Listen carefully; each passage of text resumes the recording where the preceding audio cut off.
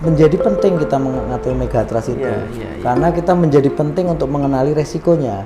Kemudian menjadi penting kita amati, kita informasikan, dan kita mempersiapkan penanggulangan. Makanya 4 poin itu. Jadi tidak ada salahnya megatrust sekarang viral, karena kita tinggal pilih kita mau aman, apa kita mau panik. Kalau kita mau aman, yuk kita siapkan kesiapsiagaan. Yuk kita belajar lebih jauh terkait bagaimana megatrust, bagaimana gempa dan dampaknya.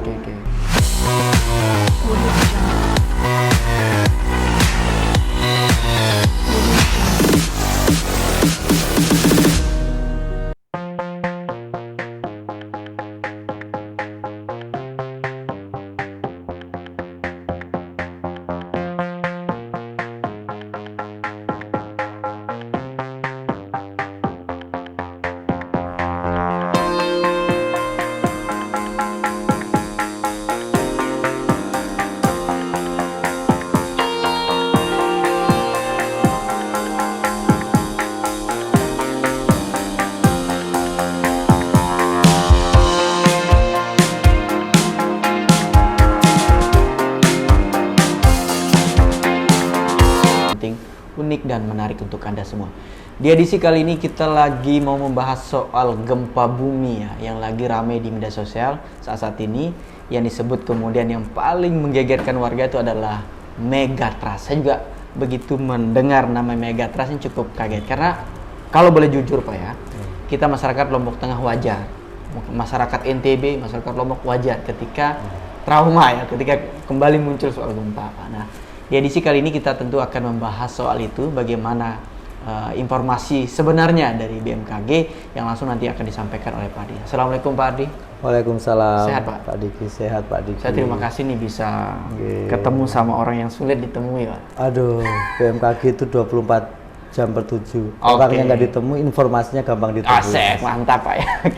Baik Pak Adi, mungkin perlu kita menceritakan dulu Pak Adi ya kepada masyarakat luas ada di NTB ya, karena akhir-akhir ini saya nggak tahu BMKG pasti lebih dapat tipenya lebih akurat ya daripada masyarakat dapatnya ketika gempa terjadi 4, 5, dan tadi malam juga terjadi gempa. Betul sekali. Nah Pak, sebenarnya seperti apa sih kondisi wilayah kita Indonesia termasuk di NTB Pak terkait dengan gempa bumi Pak? Makasih Mas Diki, ini juga terima kasih sudah berkenan kita dialog, dan ini penting, ini salah satu bagian dari kinerja kami. Nah, BMKG sendiri itu tugasnya adalah menyelenggarakan kegiatan di bidang meteorologi, klimatologi, dan geofisika. Nah, kantor kami ini Stasiun Geofisika Mataram itu menyelenggarakan kegiatan di bidang geofisika, salah satunya adalah pengamatan, analisa, dan diseminasi atau penyebarluasan informasi gempa bumi. Nah, pertanyaan kemudian apa sih gempa bumi itu? Bagaimana keadaan di Indonesia dan khususnya di Nusa Tenggara Barat? Jadi kita sebelum bicara tentang gempa bumi, kita perlu tahu kondisi tektonik, karena yang menyebabkan gempa bumi salah satunya adalah aktivitas tektonik. Salah satunya nanti tektonik itu yang menyebabkan adanya megatrust yang akhir-akhir ini sangat viral ya. Jadi kondisi tektonik di Indonesia sangat dipengaruhi oleh 3 lempeng utama, yaitu lempeng benua Eurasia, lempeng samudra Indo-Australia, dan lempeng samudra Pasifik ditambah lempeng samudra Filipina ya, yang untuk di daerah timur. Nah, bagaimana lempeng-lempeng itu bekerja? Jadi bumi kita ini terdiri dari inti yang cair dan sangat panas, tekanannya tinggi sehingga menyebabkan kita tinggal di atas lempeng atau disebut crust, mantel, yang menyebabkan lempeng-lempeng ini bergerak. Bagaimana bergerakannya? Pergerakannya ada yang saling bertemu, saling mendekat, saling menjauh, dan beriringan. Nah, lempeng benua Eurasia ini didekati oleh 2 lempeng samudra. Nah, yang di selatan adalah lempeng samudra Indo-Australia. Dia bergerak relatif 7 mm per tahun. Nah, zona pertemuan lempeng itu disebut subduksi. Zona pertemuan lempeng, nah, di subduksi inilah yang sering terjadi gempa bumi tektonik. Nah, subduksi ini panjang istilahnya, kemudian ada istilah namanya megatrust. Megatrust itu besar, trust itu patah naik yang panjang. Di mana lokasinya? Lokasinya adalah di barat Sumatera, selatan Pulau Jawa, selatan Pulau Bali, selatan NTB. Dan yang di Pasifik tentunya yang di Papua, Sulawesi, dan Kalimantan bagian timur. Nah, bagaimana dengan NTB? NTB Megatrust ini kemudian oleh ahli-ahli gempa nasional dalam tim Pusat Studi Gempa Nasional diklasifikasikan menjadi 13 segmen. Nah, segmen mana saja yang mempengaruhi kondisi tektonik di Nusa Tenggara Barat? Nah, segmen pertama adalah segmen Jawa Timur atau segmen East Java. Kejadiannya pernah terjadi gempa besar tahun 1994 yang terjadi tsunami di Banyuwangi. Tsunami Banyuwangi itu dampaknya bisa sampai selatan Lombok dan selatan Bali, selatan Jawa Timur juga. Nah, itu yang segmen East Java atau segmen Banyuwangi, Megatrust East Java. Kemudian Megatrust Sumba. Dari sejarahnya yang paling besar yang pernah terjadi adalah magnitudo 8,3 1977, tepatnya 19 Agustus, hari Jumat, habis Jumatan kalau nggak salah, insya Allah. Nah, itu kejadiannya di Lunyuk dan berdampak ketinggiannya sampai kurang lebih 5 meter. Dan itu sampai ke Jawa Timur, tentunya NTB semua terdampak, selatan NTB, kemudian di Awang kurang lebih setinggi pohon kelapa berdasarkan kami interview dari salah satu sumber korban yang masih hidup di Awang, kurang lebih kalau kita estimasikan sekitar 5 meter. Artinya bahwa segmen-segmen Megatrust atau Megatrust itu sendiri sudah terjadi sebelum peradaban di bumi. Artinya pergerakan lempeng, kondisi tektonik itu sudah ada sebelum istilahnya lempeng-lempeng ini dunia ini terbentuk, karena ini adalah proses dari pembentukan dunia seperti itu. Jadi Megatrust itu bukan barang baru seperti itu. Baik, saya tanya Pak.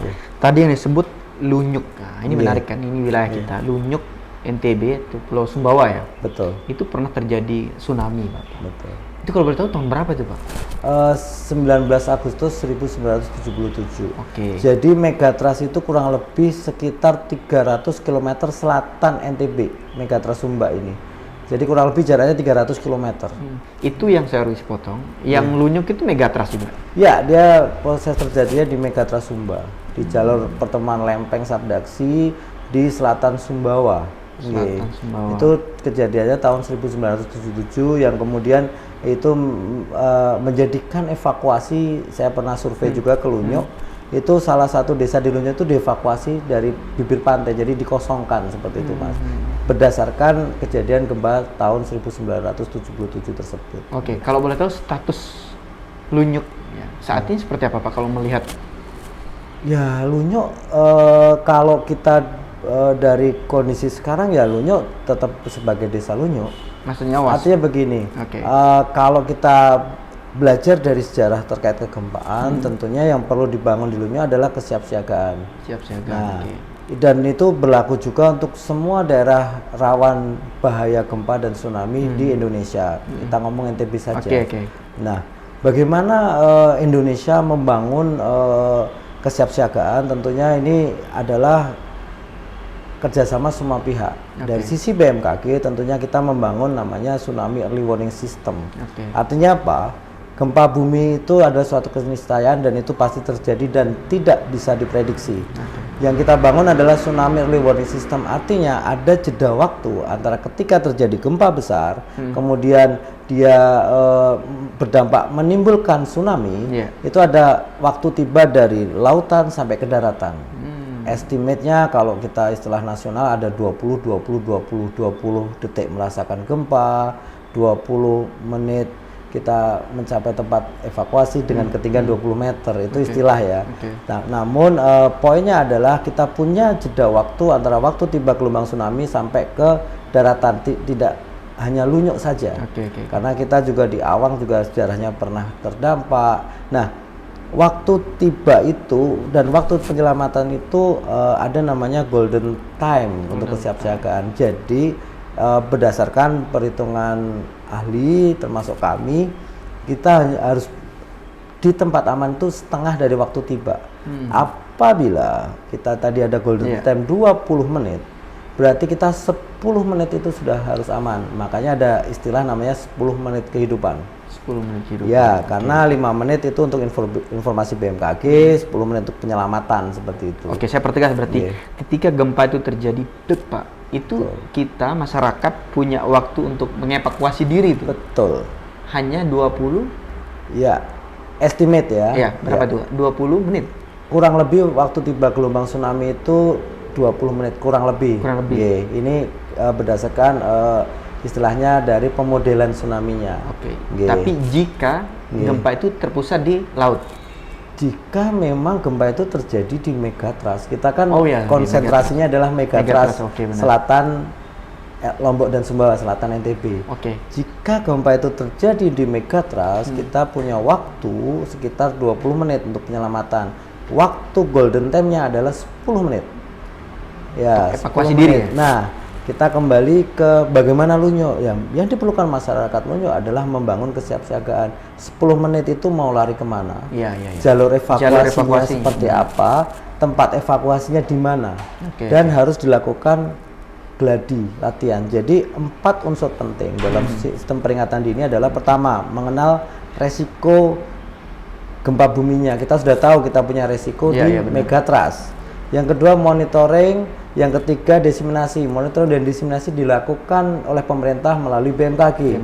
Kami sudah memonitoring 24 jam per 7. Kami di NTB membangun 21 sensor untuk merekam aktivitas gempa bumi tektonik.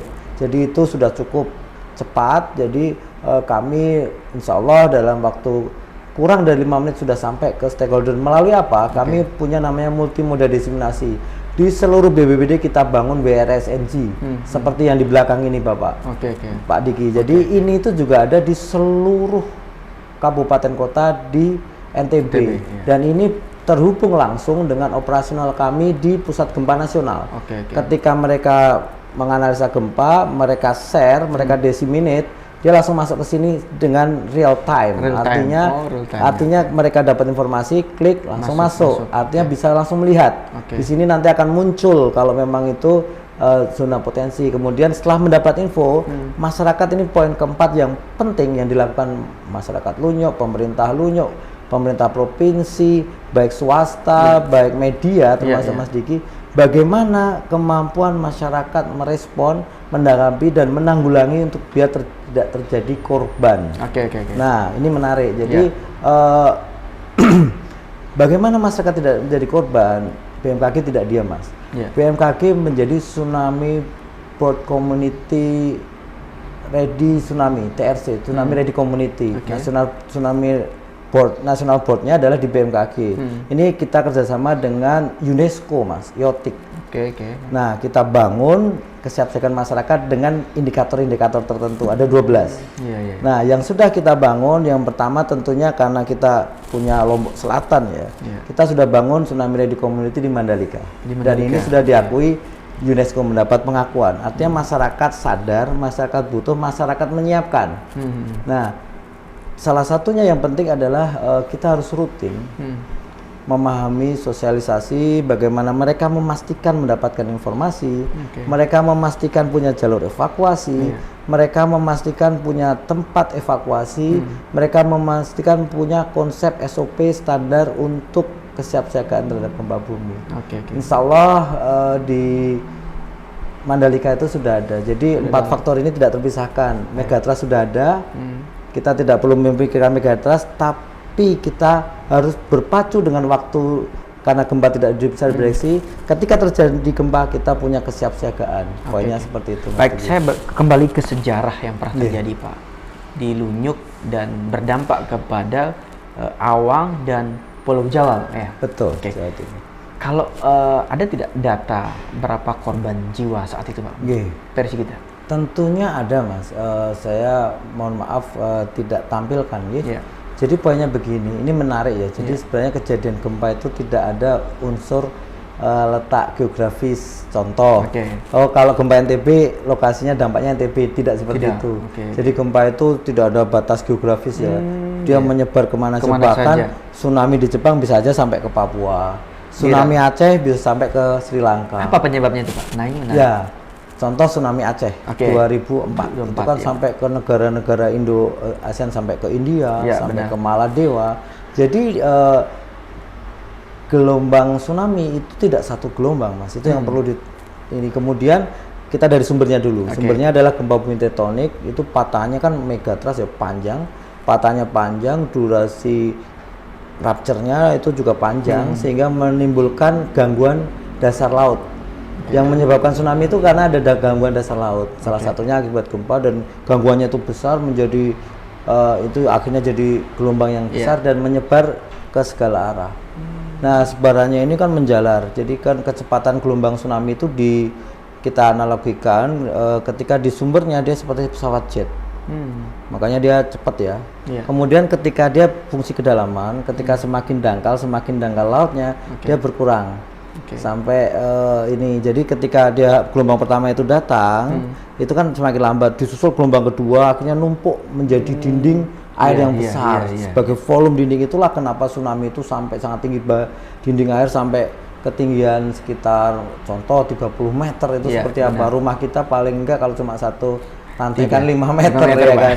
Itu pasti disapu, bahkan Aceh itu kan bisa sampai kapal masuk. Nah, itulah yang menyebarkan gelombang itu kan menyebar ke segala arah ya. Itulah yang menyebarkan sampai kemana, karena besarnya si sumber itu tadi. Berarti saya ngulangi nih Pak, peristiwa tsunami di Aceh. Berarti modelnya dia ini air laut itu surut dulu Pak? Salah satunya modelnya surut. Surut baru ngantam kembali. Betul. Dan itu cepat. Dengan waktu tadi 20 menit itu waktu tiba gelombang tsunami-nya. Kalau surutnya nggak nyampe 20 menit. Cepat ya Pak? Ya, surut, habis itu kembali 20 menit kemudian si air datang. Dengan kekuatan lah itu Pak? Ya, langsung gelombang pertama. Ya kan, gelombang pertama, gelombang kedua, ketinggian puncak itu pasti nggak gelombang pertama. Nah, baik. Saya kembali lagi ke ini, kita tidak membuat masyarakat ini bagian dari kita menceritakan bahwa pernah terjadi sebenarnya. Dan megatrust ini sekali lagi bukan baru muncul. Megatrust sudah ada puluhan tahun mungkin Pak ya. Saya bertanya kembali ke Lunyuk Pak. Di Lunyuk itu saya pernah berkunjung ke daerah Lunyuk Pak dulu, dan saya lihat ada banyak bebatuan besar, bahkan tebing yang curam. Kalau boleh tahu Pak, informasi yang BMKG terima, berapa kilo dari bibir pantai yang terdampak ya? Ya. Jadi tentunya tsunami Lunyuk itu satu desa Lunyuk yang jelas waktu itu terdampak. Satu desa? Satu desa, sehingga itu dievakuasi. Secara modeling sih dia bisa sampai istilahnya landaan inundasi, inundasi gelombangnya itu bisa sampai 1-2 km lebih gitu, dengan kekuatan 8,3 waktu itu ya. Tapi saya mohon maaf, saya tidak tampilkan, seharusnya saya sampaikan detail ya.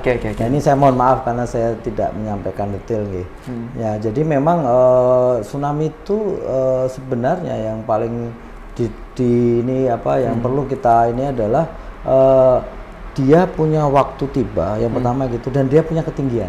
Saya setuju. Ketinggian. Nah, saya tadi lupa menyampaikan. Jadi yang perlu diketahui adalah dalam suatu modeling adalah kenapa kita perlu tahu kejadian gempa, potensi kejadian gempa terbesar, kan kita selalu gempa 8,5. Sebenarnya itu perlunya itu kita tahu, kita hitung adalah untuk menghitung dampak dari kejadian gempanya sendiri. Jadi gempanya itu berdampak satu guncangannya ya. Kalau kita intensitasnya atau MMI-nya itu akan berdampak apa? Berdampak merusak bangunan, sehingga kita butuh membangun dengan building code bangunan tahan gempa sekitar 8, contoh seperti itu. Yang kedua, dampak lanjutannya atau collateral hazard, dampak ikutannya. Apakah dia menimbulkan longsor, likuifaksi, atau dia menimbulkan tsunami. Nah, dari angka maksimal itu kita hitung bagaimana landaan itu nyampe mana. Pertanyaan yang bagus tadi Mas. Jadi kita perlu tahu potensi kekuatan gempa maksimal yang ada di megatrust itu. Karena kita perlu tahu untuk daerah mana, sejauh mana imbasnya. Betul sekali. Sejauh mana imbasnya, sejauh mana air itu nyampe ke daratannya. Nah, itu kita bisa modelkan. Kita bisa modelkan, artinya kita bisa estimasikan. Sekali lagi estimasikan ya, bukan besok pasti terjadi, bukan. Itu tidak, kita estimasikan. Jadi ketika ada gempa, contoh kita Lunyuk 8,3, dia akan sampai kemana, ketinggiannya berapa. Tadi kan kejadiannya berdasarkan laporan 5. Berarti masyarakat harus evakuasi di ketinggian, tadi ada tebing teman. Benar. Nah, dia harus lari di tebing itu ketinggiannya lebih dari 5 meter untuk aman. Kemudian waktunya kurang dari 20 menit untuk sampai ke tempat aman itu. Itu kan sulit, Itu Pak. yang penting. Sulit kalau kita tidak tahu. Ya, maksud saya daerah Lunyuk ini mungkin Bapak pernah ke sana. Betul, pantai dia. Iya, dan tanjakan kan Pak. Betul. Hutan kan Pak. Gimana masyarakat bisa secepat itu mengevakuasi diri dengan batas waktu tadi itu, Pak? Betul. Kira-kira itu gimana? Pertanyaannya bagus ini. Oke. Jadi memang di Indonesia itu ada Hari Kesiapsiagaan Bencana Nasional. Tentunya di 12 indikator masyarakat siaga tsunami itu harus ada pelatihan rutin. Makanya dia simulasi rutin, makanya biasanya kami memanfaatkan HKBN setiap tanggal 26 April dan setiap momentum tsunami Aceh 26 Desember untuk mencoba evakuasi. Dihitung 10 menit kita evaluasi simulasi. Jalurnya tercepat enggak, kemudian ada hambatan enggak, kalau perlu enggak ada jalan itu minta desa bangunin jalan. Itu pentingnya pembangunan berbasis bencana sehingga masyarakat enggak ada korban, bangunan enggak runtuh. Apa kekayaan alam di NTB ini terjaga. Ya, benar. Mandalika dengan MotoGP-nya, dengan internasional standarnya, kemudian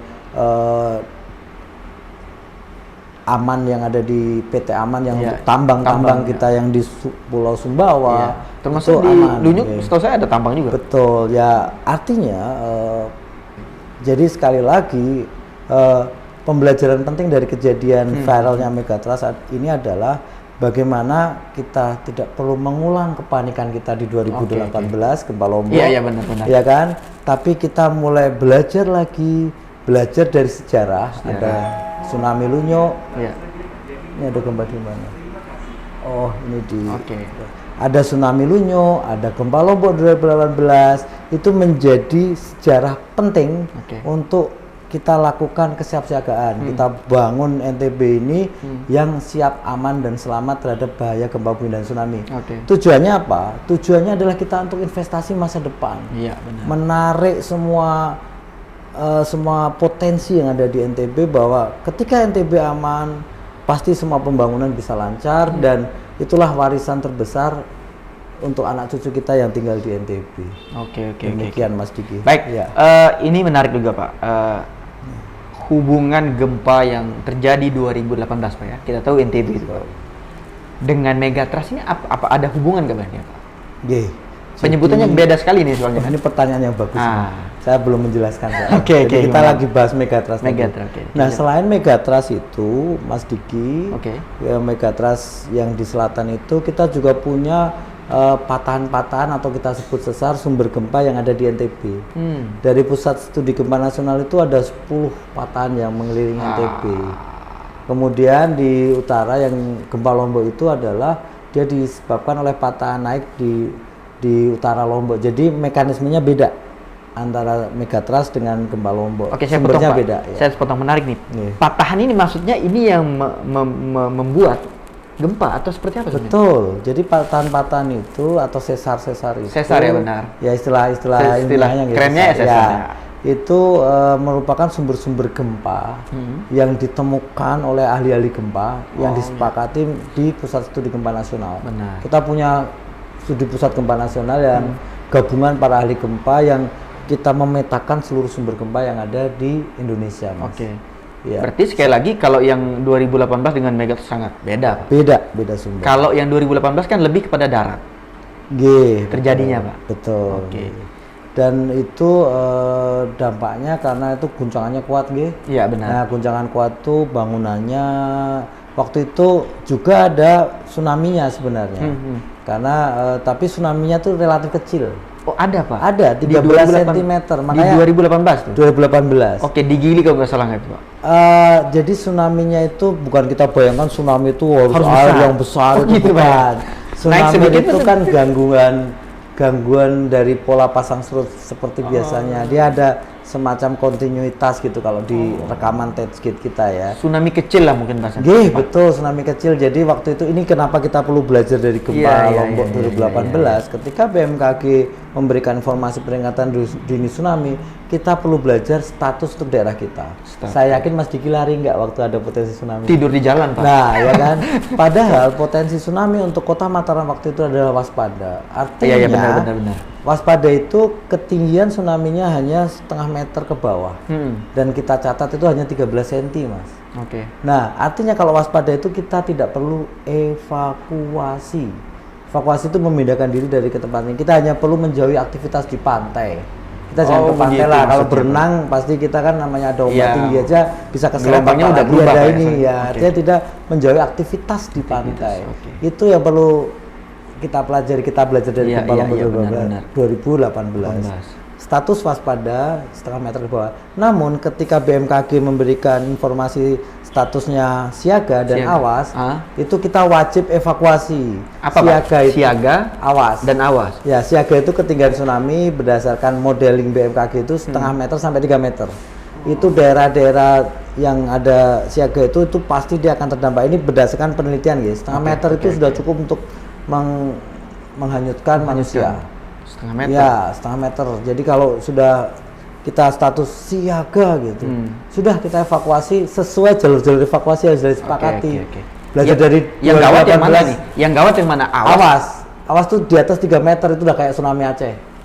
Wow. Ya. Dan nggak pernah di sini, Pak? Insya Allah ya, Mas. Kecuali Lunyuk mungkin. Lunyuk itu masuk awas dia? Ya, ada daerah yang potensial.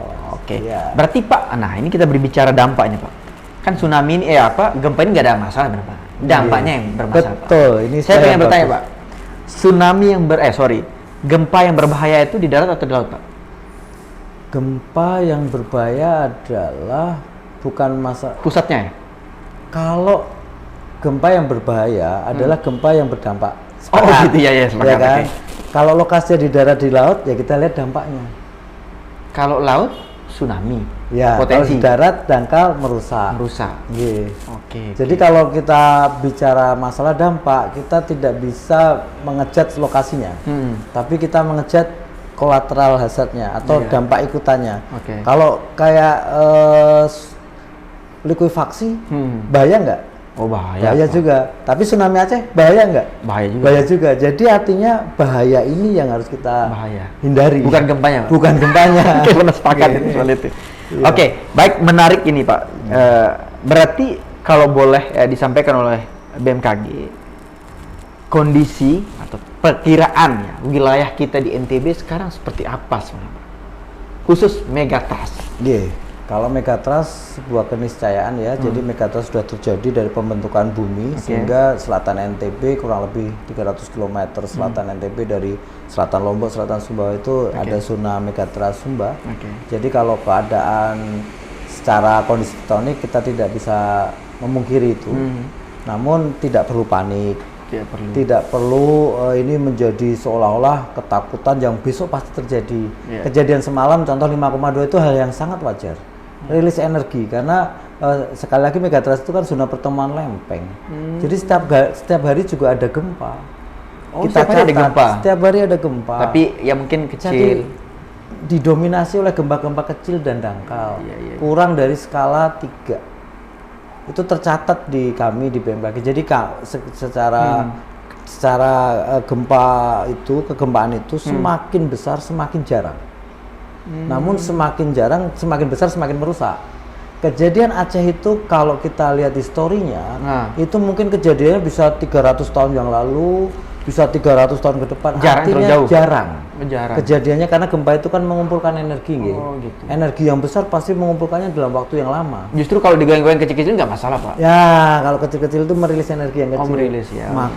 Makanya penting sekali kita ada istilah ya, kita jangan menunda pekerjaan karena waktu itu tidak akan kembali. Benar. Demi waktu ya. Makanya sekarang kita mumpung kita masih aman, kita waktu untuk kejadian gempa besar itu tidak bisa diprediksi. Mumpung waktunya belum terjadi, kita sekarang kerjakan ini yang namanya kita paham kalau ada gempa ngapain, berlindungnya seperti apa. Menarik, Mas. Berdasarkan penelitian gempa di Jepang tahun 1995, orang selamat itu 34% adalah dari diri sendiri. Dari diri sendiri itu artinya dia mempunyai kemampuan untuk penyelamatan.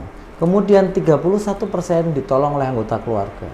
Artinya 60% orang selamat itu dari diri dan lingkungan sekitarnya. Nah, ini yang harus disiapkan oleh masyarakat. pengetahuan penyelamatan dan bagaimana menyelamatkan diri. Dari penelitian itu juga 1% itu oleh regu penyelamat. Artinya kami BMKG, BPBD, SAR, polisi dan sebagainya itu hanya 1% untuk penyelamatan. Oke.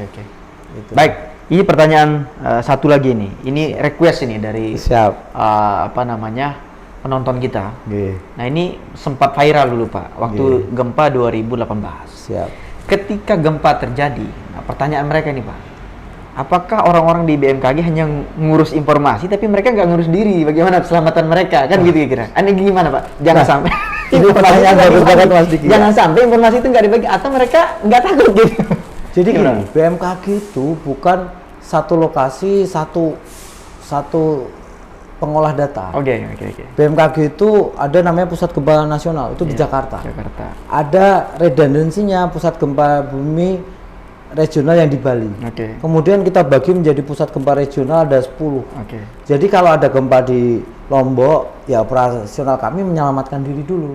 Tapi yang analisa bisa yang dari Bali, bisa yang dari Jakarta, bisa yang dari ini. Nah, untuk gempa-gempa besar pasti gempa bumi nasional yang di Jakarta yang mendesimasikan. Jadi kan daerah-daerah kayak Palu, orang Palu terkena dampak, dia menyelamatkan diri dulu. Nah, kemudian yang memberi informasi orang Jakarta, makanya dengan tsunami early warning system itu, sistemnya itu nggak bakal ini 24 jam per 7 jalan terus, karena kita sistemnya keroyokan seluruh Indonesia. Jadi kalau gempa di Jogja ya tetap orang Jakarta bisa menganalisa. Nah, apa yang dilakukan pegawai BMKG Mataram ketika terjadi gempa Lombok, tentunya dia memastikan dia harus terjun langsung ke masyarakat, kondisinya seperti apa. Masyarakat panik, termakan hoak. Nah, itu masyarakat, tugas kami BMKG Mataram bagaimana menenangkan masyarakat, bagaimana menginformasikan dampaknya, bagaimana apa yang harus dilakukan, bagaimana untuk kedepannya seperti apa. Nah, kami harus mendampingi masyarakat sampai masyarakat itu benar-benar sudah tenang, sudah aman, seperti itu. Iya Pak, kalau saya ingat 2018 tuh sampai-sampai BMKG mau demo dulu Pak. Iya, apa sih Mas? Hoax ya, informasi yang berkembang di luar itu beda-beda. Iya, betul. Baik, kemudian satu lagi pertanyaan saya nih, soal tsunami saya kembali. Betul. Ya, ini kan ya ancaman semua kita nih Pak. Iya. Di wilayah NTB, berapa ini alat tsunami? Apa informasi sirine, seperti sirinenya itu Pak? Apa penyebutannya di BMKG? Betul. Itu berapa yang dimiliki di NTB Pak? Jadi perlu diketahui dulu, dalam tsunami early warning system itu ada banyak peralatan. Untuk alat pendeteksi gempa namanya seismograf. Seismograf di NTB kita bangun 21 lokasi. Kemudian yang kedua, kita punya namanya warning receiver system, alat untuk menerima informasi dari BMKG. Kita punya 17 lokasi di NTB. Jadi semua kabupaten kota kita bagi. Termasuk ITDC, termasuk SAR, termasuk di Gili yang pulau itu di hotel itu ada kita pasang 17 lokasi, jadi kita pastikan informasinya nyampe. Nah, kemudian kita sirine tsunami. Nah, sirine tsunami itu ketika bunyi adalah sebagai alat perintah evakuasi tadi. Saya jelaskan dulu fungsinya benar. Karena takutnya orang bunyi sirine bingung mau ngapain. Sirine adalah alat perintah evakuasi. Nah, perintah evakuasi itu siapa yang merintah? Itu Pemda.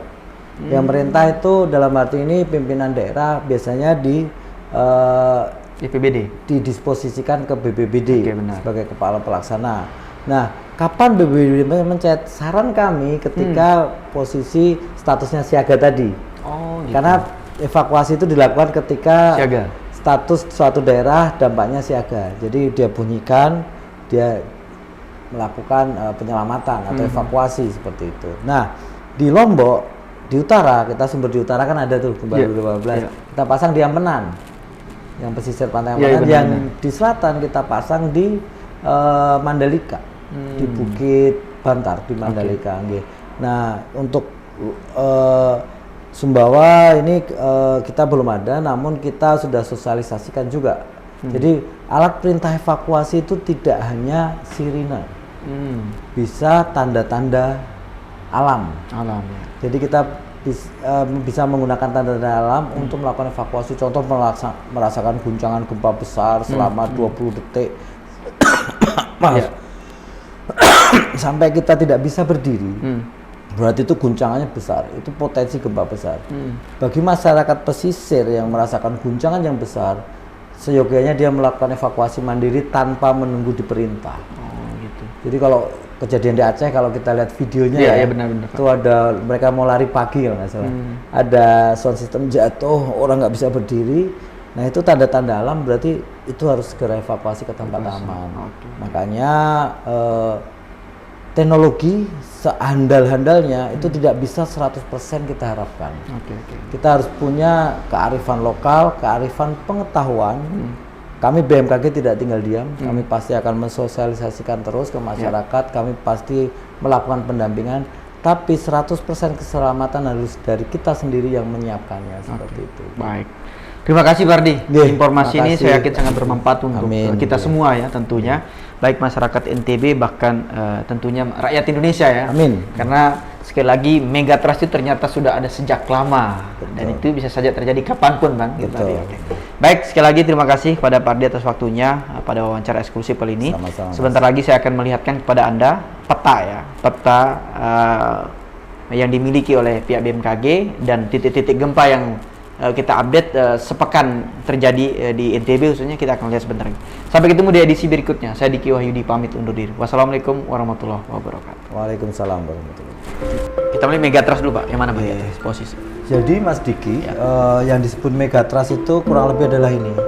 Ini yang lempeng Samudra Indo-Australia itu relatif bergerak ke utara sehingga dia bertemu dengan lempeng Australia. Zona pertemuan ini disebut subduksi. Karena dia zonanya panjang makanya mega patah naik trust. Jadi ini zona megatrust. Bagaimana dengan NTB? Inilah megatrust segmen Sumba. Nah, bagaimana aktivitas kegempanya? Ini namanya alat warning receiver system. Ini yang saya ceritakan bahwa ini ada di seluruh kabupaten kota di wilayah NTB. Nah, ini adalah gempa real time atau gempa yang terjadi dalam 7 hari terakhir dengan kekuatan di atas 2, skala 2. Nah, bagaimana aktivitasnya? Kita bisa lihat ini aktivitas megatrust nih. Jadi yang paling kita lihat, kita bisa lihat diklik di sini, ini adalah kejadian 21 Agustus 4,9 kedalaman 38 km. Kalau kita klik di sini juga, ini adalah gempa. Jadi ini gempa ini juga ini 3,6 22 Agustus. Jadi di megatrust ini yang di selatan Lombok ini ada 2 aktivitas, ya mungkin semalam juga dirasakan ya 5,2. Kemudian ini juga ada di 3 hari yang lalu 19 Agustus ini 3,4 di selatan Bima ya. Jadi memang ini aktivitas megatrust dalam sepekan terakhir. Kurang lebih ada 1, 2, 3, 4, 5, 6, 7. Yang merah ini tanda gempa. Titik gempa. Jadi ada 7 gempa di atas magnitudo 2 yang terjadi, dan magnitudo terbesarnya yang semalam yang 5,2 namun kita update menjadi 4,9. Jadi gempa-gempanya relatif kecil sebenarnya. Boleh dicek Pak, sepekan itu berapa kali gempa Pak di situ? Yang terjadi di yang kita. merah ya, yang di Lombok, merah. Yang di yang di sini kita bisa hitung saja Mas. Yang merah sini ya? Ya, yang merah ini 1, 2, 3, 4, 5, 6, 7, 8, 9, 10, 11, 12, 13, 14, 15 gempa. Berarti ketika dia titik warna merah lebih besar, berarti itu masuk semakin besar warna merah, dia magnitudonya semakin besar. Jadi lingkaran ini berarti menandakan kekuatan gempanya. Kalau yang warnanya itu menandakan kedalamannya. Yang warna kuning ini kedalamannya dalam, menengah 250. Yang warna merah ini adalah kurang dari 50 km kedalamannya. Berarti ini ketika gempa berapa menit jarak gempa langsung kedeteksi sama alat? Jadi kalau di kami adalah kurang dari 5 menit sudah pasti masuk ke alat ini. Berarti kalau menginformasikan potensi tadi awas sama siaga itu? Ya 5 menit, kita bisa lihat di sini sebenarnya. Oh gitu Pak. Ada glosari. Nah, kita bisa lihat peringatan dini nih. Oh iya. Apa sih peringatan dini? Kita bisa baca di sini untuk masyarakat. Nah, kalau ada informasi seperti ini, dia akan muncul seperti ini kalau ada potensi. Notifikasinya ya. Notifikasinya ini kan gempa dirasakan. Nah, kalau potensi tsunami dia statusnya di sini. Nah, ini kan tidak ada, jadinya kita hanya menginformasikan ini yang gempa semalam ini. Yang dirasakan di Lombok Utara, Lombok Barat, dan ini adalah peta guncangannya. Nah, makanya guncangannya biru, ini 2-3 mm kurang lebih yang terjadi semalam. Oke.